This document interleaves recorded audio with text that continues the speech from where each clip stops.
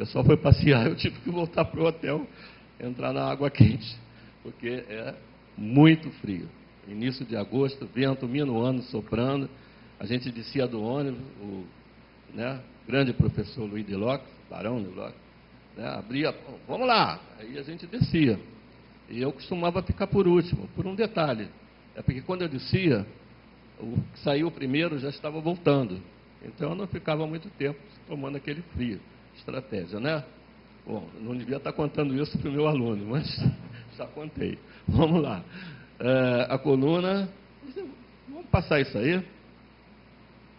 O roteiro feito pela CPRM, estão lá os locais, né? Quem quiser fazer esse roteiro, seguir, entre em contato com a CPRM, vai ver direitinho as cidades e os locais para poder, então, seguir à risca o roteiro White. E lá estão as placas alusivas com as devidas explicações. Mais uma, aqui algumas fotos, local realmente muito bonito, Serra do Rio do Rastro, os rios que passam por ali, é um local maravilhoso. Não sei se o Renato vai ter algumas fotos. Mais um pouco. Bem, a coluna estratigráfica do Schneider é uma delas, essa é de 74, tem várias outras posteriores. Eu cheguei a usar essa aí em algumas das minhas aulas, nos bons tempos, mas é evidente que tem outras mais modernas. A gente passa aqui. Eu quero provocar o nosso outro palestrante, que vai falar sobre o carvão, que é o Tomás Aquino. Porque ele veio por causa do carvão, Aquino. E a gente quer saber o que é a sua opinião a respeito desse carvão, né? As jazidas maiores estão no Rio Grande do Sul, Santa Catarina. Ali diz que a reserva brasileira totalizam 32 bilhões de toneladas de carvão. Eu vou saber com meu amigo depois se é in situ, né? Desse total, o estado do Rio Grande do Sul possui 89,25%, Santa Catarina 10,41%, Paraná 0,32% e São Paulo 0,2%. Ou como falam os nossos locutores da TV Globo, 0,02%. Somente a jazida de Candiota, situada no sudoeste do estado do Sul, possui 38% de todo o carvão nacional distribuído sob forma de 17 camadas de carvão.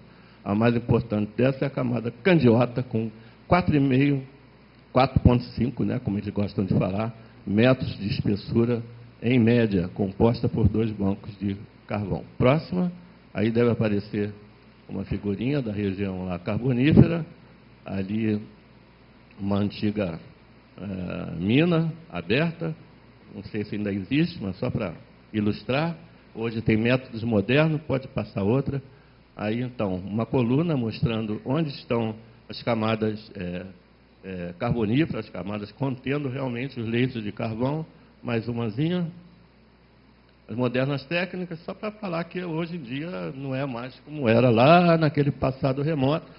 A própria evolução dos equipamentos, sofisticação dos métodos utilizados na termoeletricidade a carvão, nada tem a ver com o passado. Sistema de bacia selada, circuitos fechados de água, monitoramento do ar e solo, regeneração topográfica com reposição do solo original e revegetação, entre outras, constitui técnica moderna de prevenção a maiores impactos ambientais compatíveis com a lavra e a utilização do carvão, porque esse é um dos grandes problemas dos ambientalistas, né, do problema ecológico.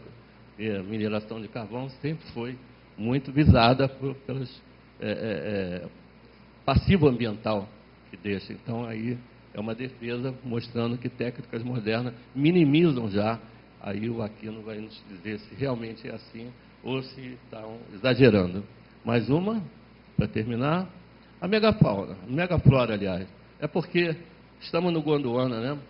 E essa região da Bacia do Paraná, com fósseis, tanto vegetais quanto dos animais, belíssimamente preservados, que são muito semelhantes aos que ocorrem do outro lado do Atlântico, lá na outra parte do antigo, do paleocontinente Gondwana.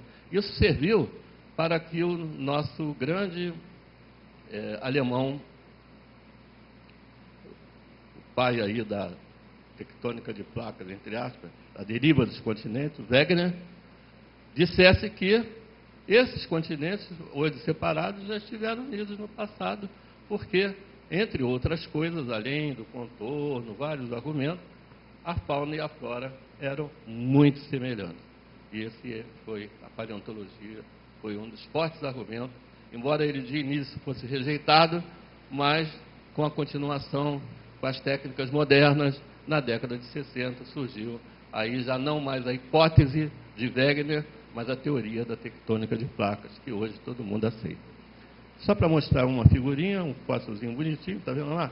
As folhas muito bem conservadas, existem muitas outras, né? E também o Mesosauro brasiliense, enfim, fauna e flora semelhante do lado de cá, do Atlântico, do nosso lado, do lado do Brasil, também do lado da África, para mostrar que o Wegener estava certo, sim, embora fosse muito combatido e criticado na época.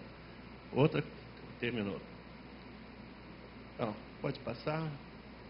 Só para terminar, os créditos.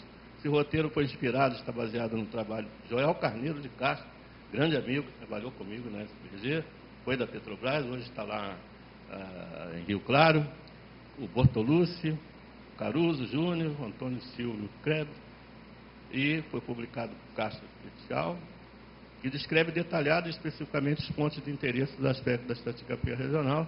Essa é o roteiro virtual da coluna White, é virtual porque está publicado lá no portal da CPRM.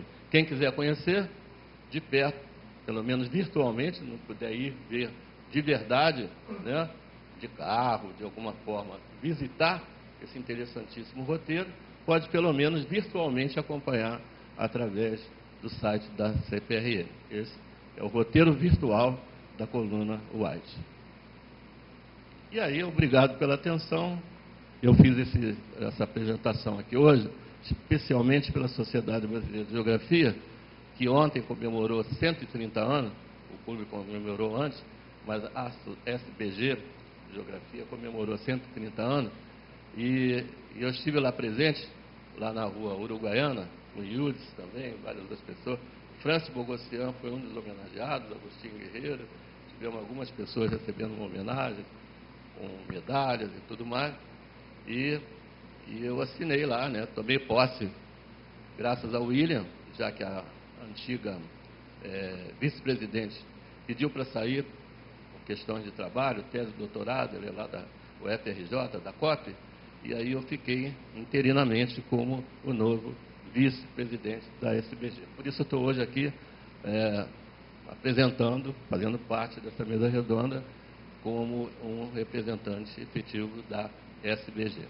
Obrigado a todos. Eu vou passar a palavra agora para o nosso palestrante Renato Ramos, para ele realmente falar de verdade da Bacia do Paraná. Só fiz uma rápida apresentação do White e por que chamar coluna White.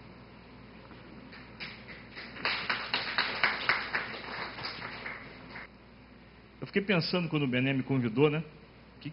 Como eu vou falar da Bacia do Paraná, né? Que é uma bacia muito complicada, uma bacia que é polêmica até hoje, ou seja, há 100 anos se estuda a Bacia do Paraná, mais de 100 anos, e há controvérsias e há polêmicas bastante grandes nisso. E falar de uma forma simples, né? Então, o que eu fiz? Todo ano, desde 2005, eu vou com meus alunos da Geologia da UFRJ fazer o estágio de campo 2 na Bacia do Paraná, onde passamos 15 dias na região lá do Arco de Ponta Grossa, na região de Ponta Grossa, muito frio também, se bem que nos últimos 3 anos a temperatura foi bem agradável, mas já pegamos 0 graus, chovendo, é uma delícia. Né? Nossa, com a sensação térmica lá deve baixar disso. E aí eu pensei em fazer uma coisa inspirada no trabalho que eu faço com meus alunos, que é uma coisa didática. Né? E aí tentei bolar é mais uma aula, né? Não sei se é uma conferência, se é uma palestra, é mais uma aula, e vou esperar uma conversa, eu vou esperar que seja o mais simples possível, ter uma coisa para as pessoas tentarem compreender um pouquinho o que é essa grande bacia, talvez a principal bacia brasileira. A Bacia do Paraná, por que nós vamos com os alunos lá? Porque ela é uma bacia extremamente interessante, didática, né? E aquela região de Ponta Grossa, aquela região em volta da região de Ponta Grossa, na região dos Campos Gerais, é o grande campo-escola da geologia brasileira. É lá que grande parte dos geólogos que estão para a Petrobras, que trabalham com geologia sedimentar, com petróleo, com carvão, vão lá e começam a aprender geologia lá. Estou mentindo, Arai? Verdade. São Paulo, Rio, Mato Grosso, Rio Grande do Sul, Paraná, todo mundo vai para a Bacia do Paraná. Então, eu botei esse título assim, Bacia do Paraná, do gelo ao fogo, que é mais ou menos o que a gente faz no trabalho lá com os alunos.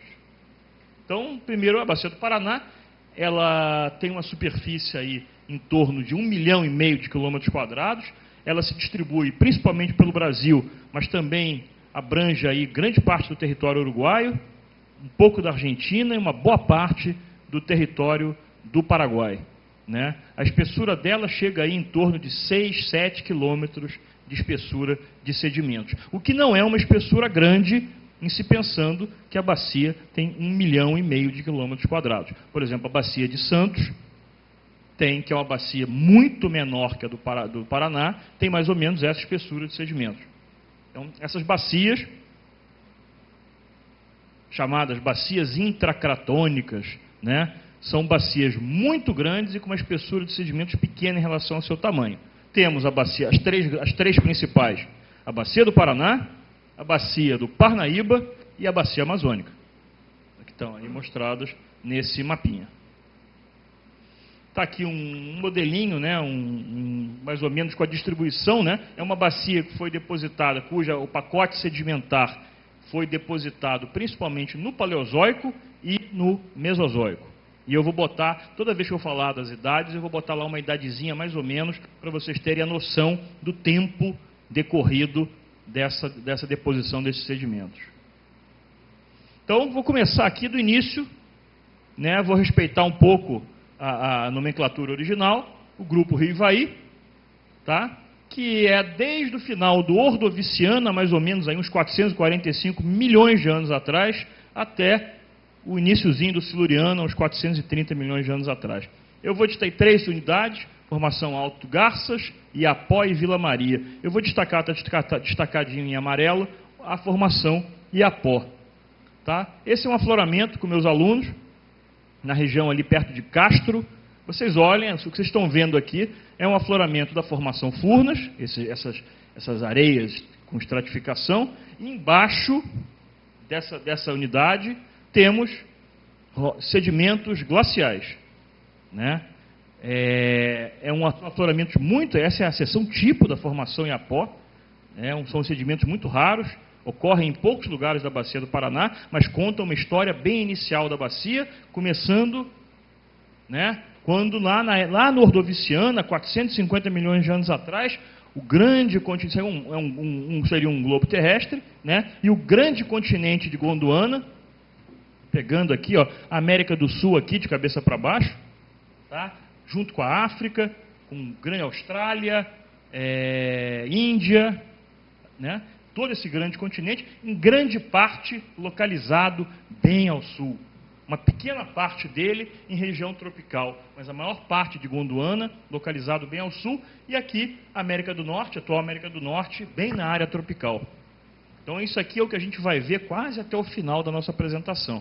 E observem lá, quando está na bolinha azul, cold, frio, muito frio. Está aí uma panorâmica, essa é uma foto da Antártica, na região da Península Antártica, mas deve ser mais ou menos um panorama dessa época da grande glaciação, foi a primeira grande glaciação do Paleozoico. E essa glaciação está registrada na Bacia do Paraná.